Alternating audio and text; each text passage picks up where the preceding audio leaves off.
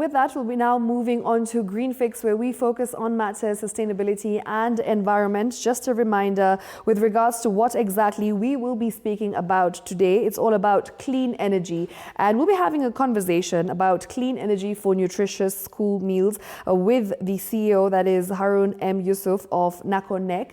Now, this is all about clean energy and what exactly can be done to ensure that schools have nutritious and, of course, environmentally friendly meals as well. So we'll be discussing that later on. Remember, we also have our big why tonight, which is very simple. It is, how can clean energy help schools cook healthier meals? It's on your screens as of now. As you can see, once again, the question is, how can clean energy help schools cook healthier meals? We would absolutely love to hear from you, your views, your thoughts. Get in touch with us on social media. You can also find us on WhatsApp, as well as you can text us.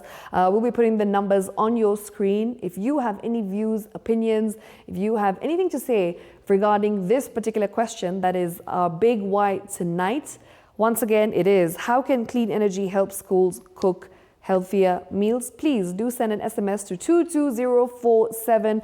Alternatively, you can also WhatsApp us and let us know what it is that you think about this particular topic. Remember, we're going to be having a conversation with Harun M. Yussuf, and that is CEO, National Council on Nomadic Education in Kenya. That's NACONEK. So we're going to be having that particular conversation later on, and we will look at what exactly schools are doing as of now and what can be done in the future with regards to making sure that the food that is cooked in schools is environmentally friendly.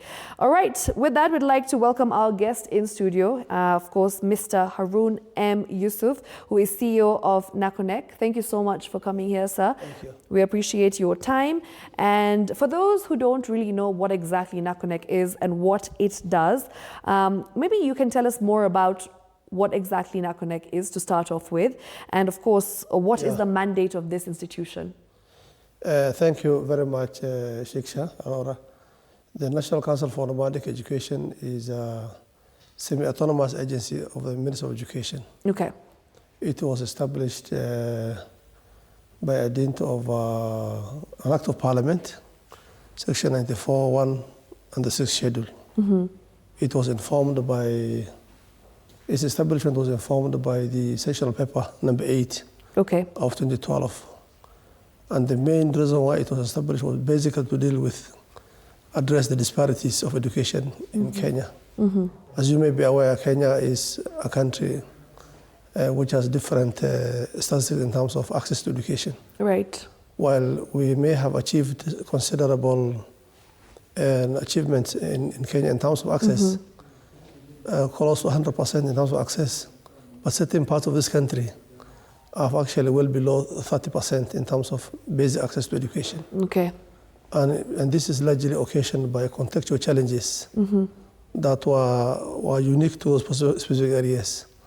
So NACONEK was basically established to deal with these disparities, and that's why it was formed to deal with.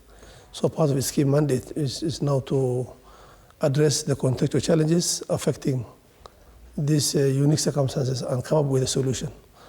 And part of the solutions and part of the problems were largely poverty, impact of climate change, and possibly social, cultural, and religious issues that were affecting. Okay. Yeah. So what are some of the interventions of the council with regards to underserved regions especially? One of the key interventions, number one, was to unlock the challenges. For example, now we did a number of studies to show that the major problem in the area was largely the impact of climate change. You see, the community in the Asals were largely pastoralist, and they were dependent on nomadism as the main economic mainstay. But this has not been tenable because of the impact of climate change. You realize that the cycle of drought was becoming much more closer than ever before. Yeah. And if it rains, the floods were also disastrous in their own ways, sweeping away institutions, toilets, and the like.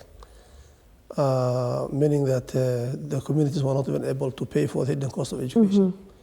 So these were now some of the key issues that were now affecting.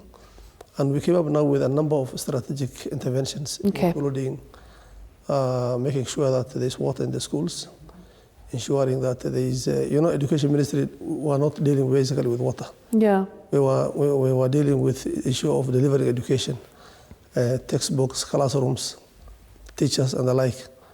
But in such environment, water is very key, food is very key, energy is very key.